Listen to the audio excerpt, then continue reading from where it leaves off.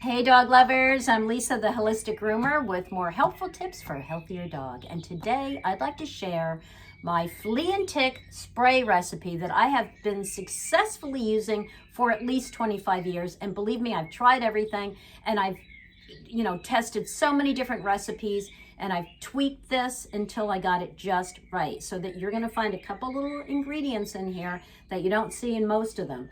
But I swear, a lot of these videos and articles I see online that are even by holistic vets and stuff, I always say, did they even test this? Because I've tried that and it doesn't work.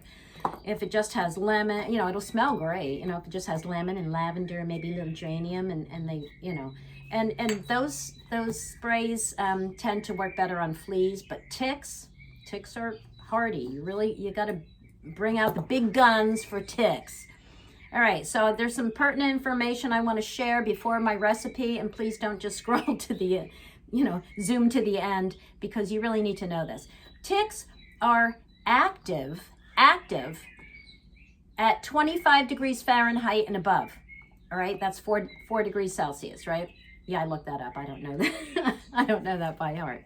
Anyway, that means that that's below freezing, right? So you think it's only 25 degrees out and you think your dog is safe? No, those ticks can still be out and about and get on your dog. So you have to really be diligent. And they don't even die in the winter. If it's below 25 degrees, they're still alive underneath the snow and yard waste and tall grass. So that's a good reason to clean up your yard in the fall too, before winter starts. All right. You check your dog daily by examining their skin, all right? And it's another good reason to brush your dog every day, because by brushing your dog every day, you're not just, making it look better or smell better or helping it not get matted. You're actually looking for wounds, you're looking for growths, you're looking for parasites. And ticks have got to be attached to your dog for at least 48 hours to transmit a disease, like Rocky Mountain spotted fever, Lyme disease, that kind of thing. So if you check your dog every day, you should be safe, right? All right, so symptoms of tick-borne diseases include fever, general weakness, lameness, loss of appetite, and vomiting. And I went through this with a dog I rescued many years ago who came home from the shelter in the first stages of Lyme disease. And she was limping after exercise, but then later that day, she was limping on another leg. So I already suspected Lyme. And by that night, she was already running a fever. And I took her to the emergency clinic and they gave her the antibiotic and she was okay. But yeah, definitely keep an eye out if your dog is exhibiting any of those signs. All right. Now, to safely remove a tick, don't just use your finger, which is our natural inclination. We see a tick and right away we want to grab it and just, pull it with our hands. But the problem is that our fingers just aren't fine enough, right? And we tend to squish the tick and then it regurgitates the contents back into the dog, which is bad. You don't want that. So get a fine tip tweezer, or my groomer friends who are watching, get your good old hemostats. Oh, we love these things. And get as close to the skin as possible and pull straight out. And save the tick if you're not sure how long it was attached, if it's fully attached, if if it looks fully engorged, it was attached for a while. And just crush it and put it in a Ziploc bag, because if you have to take the dog to the vet to be tested for a disease, you want the tick. All right. Now, ticks don't actually embed themselves in your dog. That's another thing. A lot of people over the years have brought dogs to me with a lump on them and they think it's a tick under the skin. No, ticks don't go under the dog's skin. They embed a mouthpiece into the dog, okay? So that's the thing that's attached, and then a lot of people or articles will tell you, oh, if you don't get that mouthpiece out, it'll be infected and you have to go to the vet and this and that. Well, I've never found that to be true, but you do want to, after you pull a tick out, you want to just clean that area with a little alcohol, just to be sure, and then keep an eye on it, because yes, it could get infected. Let's face it, it could. All right, fleas. Why are some dogs more susceptible than others? Has to do with age, illness, strength of, health of the immune system. and diet. Another good reason to feed a fresh, whole food diet or a raw diet, fresh cooked or raw, rather than kibble, rather than processed, dehydrated food, because those kibbles that you're feeding, the bag says complete nutrition. It's not. You know what? Whenever they're tested, they find that it doesn't even have the nutrition that it says it has. But even if it does, that's only adequate nutrition. That's not optimal nutrition. That's enough nutrition to keep your dog alive. All right? And it's nutrition from synthetic vitamins that have to be added back after the extruding process killed all the nutrients of the whole foods that were put in the first place, and the quality of those foods. All right, I'm not even going to get into that. I think you all know how I feel about kibble. All right, so let's not get into that. But honestly, if you feed a whole food diet, fresh food diet, a raw diet, you're not going to have to worry so much about fleas. All right, now, there's really no such thing as one flea. If you find one tick on your dog, it may very well just have one tick. It got it in the woods on the walk, you come home and there it is. Get it off, done. If you see a flea, there's probably 100. And that's because the adult fleas don't, well no, the adult fleas live on your dog, but the flea larvae and the eggs are in your house or in your yard. All right, so an adult female can lay 28 eggs a day for up to 2 months. That's a lot of fleas. And a flea's life cycle is anywhere from 2 weeks to 2 years. So, you know, a single flea can live for 2 years, depending on the food supply and environment. That's scary. All right, so they're not as hardy as ticks. They require temperatures of 65 to 90 degrees Fahrenheit and about 75% humidity. So that's 18 to 32 degrees Celsius, right? So yes, they need heat and humidity, but they can lay all their eggs in your house. In the fall, you had a flea problem in the fall because that's when they're all outside jumping on the warm dog because it's getting colder out. And then they come in and they lay eggs in your house. And maybe you think you took care of the problem, and then in the spring, the following spring, when everything warms up, all of a sudden you have fleas again. You're like, oh my gosh, what happened? And it's because you didn't get all the eggs, and they're hatching now as the temperatures rise. So it's far easier to prevent them than to eradicate them. All right, so treatment is threefold for fleas, or prevention, I should say, is threefold. It's treating the dog, treating the house, treating the yard. All right, the fastest way to treat the yard is to clean up all the places where they're going to breed. Leaf piles, they love decaying, rotting stuff, right? So piles of lumber, like I said, leaf, grass clippings, and keep your grass short and the sunlight can get to it, right? That will help combat the problem. And even watering. If you cut your grass and then you saturate it with water, that actually kills the flea larva, not, adult fleas.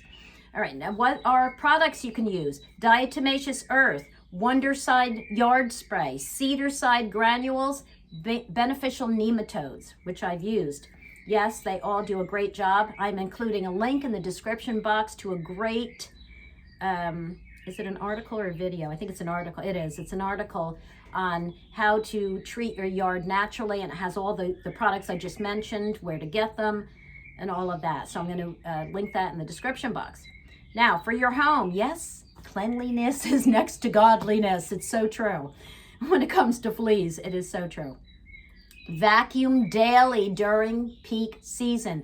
Keep towels over any place a dog lays, right? Their dog bed, your bed, put a sheet over your bed. That's what I do, a top sheet, and then I can just scoop it up and wash it easily. I keep towels on their dog beds and on the couches where they lay, and it's so much easier just to throw those in the wash probably twice a week during flea season. Or you could even, take them across the street to the neighbor you don't like and shake them out. All right, stop. Delete. All right. Anyway, flea combs. Let's talk about flea combs for a second. All right. So how many of you bought one of these and you have a Samoyed or, a a Bichon in full show coat, and you're like, this won't get through the hair. No, it won't. All right, nobody seems to tell you that. But no, flea combs really only work on smooth-coated dogs, on short hair. But you still want one, you can still use it. All right, you kind of part the hair and you just scrape along the skin, and then you can catch fleas that way. And you'll have to, because you can't pull it all the way through that long hair or that thick hair. You know, you have to use your hands. You want to keep a bowl right next to where you're working of just soapy water, just dish detergent and some water, and they'll drown. Just keep dunking this in, or put your fingers in there with the flea, and the soap prevents the flea from jumping out, and it will drown. It's actually pretty easy to kill a flea. It's just a lot harder to prevent them, but it's very easy to kill them. You can just squish them with your fingers, like bed bugs, right? You can just kill a bed bug. Boop, dead. All right. Now, all right, types of flea combs. Yeah, this is usually what you see, right? But you might see something like this with a handle. Now, you can use a molting comb, all right, if you have a dog with long coat, thick coat, because you can see at the end, these teeth will get through the hair a little more easily. And then you have these teeth up here are almost as tightly, you know, not quite, but almost as tight as a flea comb. So yeah, you might be able to use that on your thick, long-coated dog, or you can get a greyhound comb, which typically has two different size teeth, you know, spacing, right? On the narrower side, I don't know how to say this, on the side with the teeth closer together. If you go through your dog's coat with that, you will still catch adult females, you know, the larger or adult fleas, right? The larger ones. You can still catch them with this, or you might even try a rat tail comb if you're a hairdresser, or just have one of these in the house. Groomers use them to part long drop coats, right? Or put bows in the top knots. This might work for you as well, all right? Now, also take your flea comb, and where the dog has very little coat, the groin area, right? Say you see a lot of dirt on there. It could just be dirt, but you're not sure. So you take your flea comb, get a bunch of it, take a white paper towel or tissue, wet it, wipe the comb off, and then open it up. And if it's flea dirt, it will turn red. Why? Because flea dirt is actually flea poop, and what do fleas eat? Blood. So yeah, that's how you test flea dirt. The base of the tail. I always say that ticks like the front of the dog and fleas like the back. Now, yes, you can find fleas and ticks all over the dog, but they seem to, ticks really like the front, and fleas really like the back. I always say they have it all worked out. You know, they can live happily together. Isn't that nice? All right, so another way to check if you're just wondering if you have any fleas in your house in the summer or during flea season, you can make a trap, right? And you do that by putting a dish of soapy water, again, just that dish detergent and water, has to be low enough, you know, so that the fleas can jump in it easily. And you set it on the floor near the areas where your dogs hang out, all right, next to their beds or whatever. And you're gonna do this at night. And then you take a reading lamp and plug it in, put it shining right on that bowl, and the fleas will be attracted to the warmth and the light, and they'll jump at it, and then they'll fall into the bowl and drown. And that's how you'll know if you have fleas in the house. You might be able to use a night light if it's strong enough. I think it has to be like at least 10 watts. You know, if you have a low outlet, and you can just plug a night light in and put the bowl of water under that can work too. All right, so that's a nice way of testing. Yes, dogs or fleas, like I said, love heat, so they're attracted to warmth, and they're attracted to carbon dioxide, which we exhale. That's, you know, these are all the things that attract them. So you could just lay on the floor and breathe all night and catch them that way too. Now, because they like humidity, how can you help keep them out of the house? Well, if you keep it cold enough with your central air all summer, that it'll be dry enough and cool enough, that helps deter a problem from starting. Or a dehumidifier, right? You want to keep the humidity out of the house. All right, treating the dog internally. I already mentioned diet, so do I have to go through that again? Don't get me started on home cooking and raw diets. Oh my gosh. All right, if you're not ready to give up your kibble yet, there are things you can add to it. You know, this is just for flea prevention, right? Nutritional or brewer's yeast, if your dog isn't sensitive to those things. Provide lots of B vitamins, and that is a known deterrent to fleas. Raw apple cider vinegar, put just a little bit in the drinking water or in the food. Deterrent to fleas. Vitamin C and garlic have been popular over the centuries. There's a product called Bug Off Garlic, which was just highly concentrated garlic granules that we used to give to our horses and dogs. And yes, it works, right? Okay, externally, let me just first say that the ultrasonic and electromagnetic flea tags have been shown by many different people not to work. I tried one once and it did not work for me. I am linking a blog in the description box that was done by, put out by a woman who did this test once. She bought one of those flea, I think it was the Flea's Gone tag, either that or the Pet Protector tag. It was one of those two. And she tested it and it did not work. Now she did contact the company right away, and she said right after she hit send, the money was back in her account. Like, they did not want to deal with her because she went through all of the things that how she tested this. But you want to, if you still want to try one of these, like I said, there's Pet Protector, Flea's Gone, and Easy Defense by Only Natural Pet. Those are the three that I know of. You know, they cost about $100, or the one by, the last one is the cheapest one. Easy Defense is the cheapest one. But make sure, and don't just read the website, I would contact them. Make sure that they're going to honor their money back guarantee, or that they even offer one before you buy it, if you really want to test one. And if you do test it and you find it works, boy, I would like to hear from you. All right, now, my method of prevention is to apply my spray and my powder that I make. That will be in another video, okay? The spray's in this video. Twice a day, every day during peak season. And my husband and I use the spray as well. So we just spray it on ourselves. I spray it in my hands. I typically, for myself, I wear a hat in the woods in the summer, and I spray the hat. I might take a bandana, spray that, tie it around my neck. I spray around my ankles, okay? But yeah, you have to put it on twice a day during peak season, because essential oils evaporate, all right? So it's not gonna stay on your dog forever.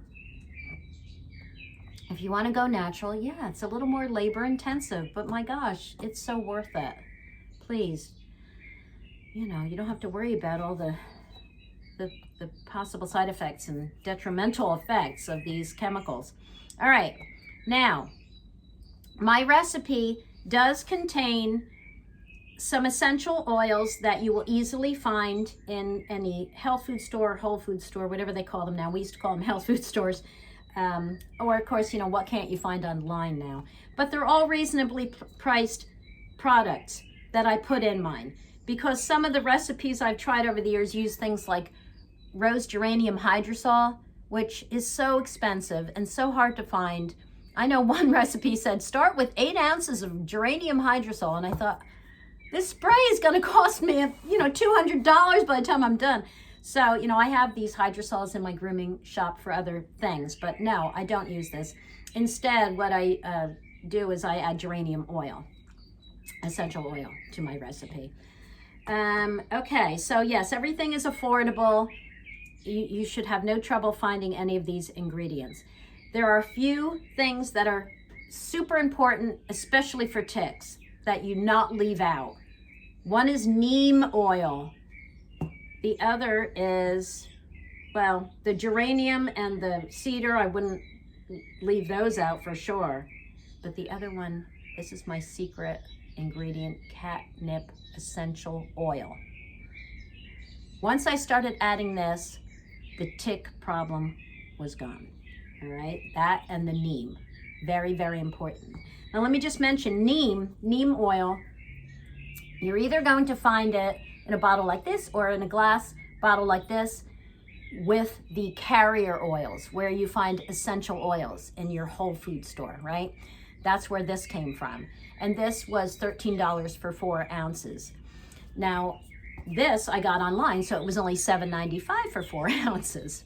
All right, same thing, 100% pure neem oil. Now, most people don't like the smell of neem. I don't know how to describe the smell. It's got kind of like a woodsy, coffee-like smell to it. But, you know, now when I smell it, I think, oh, good, no ticks, and I love it.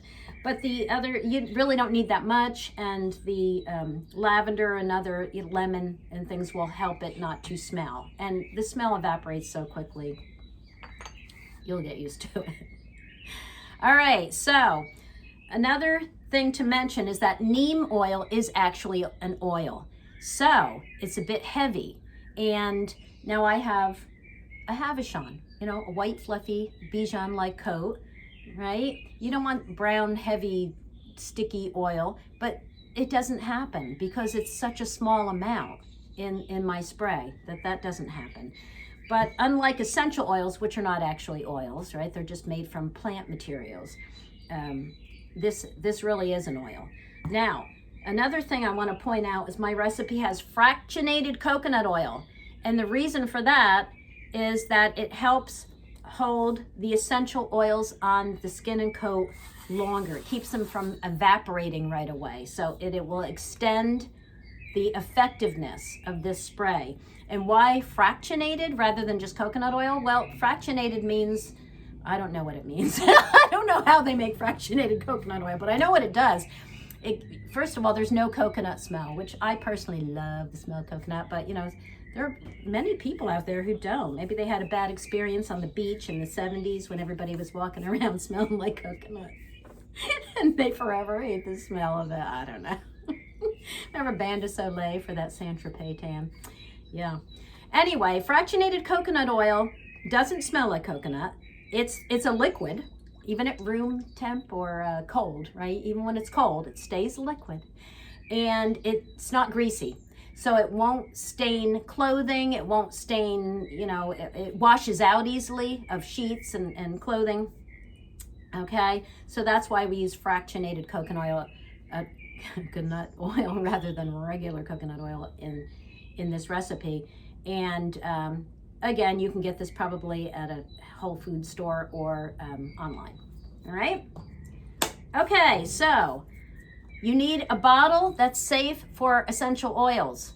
That it's going to be dark and it's going to have a certain kind of plastic where the essential oils are kept safe, right? They're not going to interact with the plastic. Now, if you just have one of these cheapy-do plastic bottles from Walmart or whatever, go ahead and use it if you're only making a small amount. It's still dark, right? It's still going to protect the light from destroying your essential oils.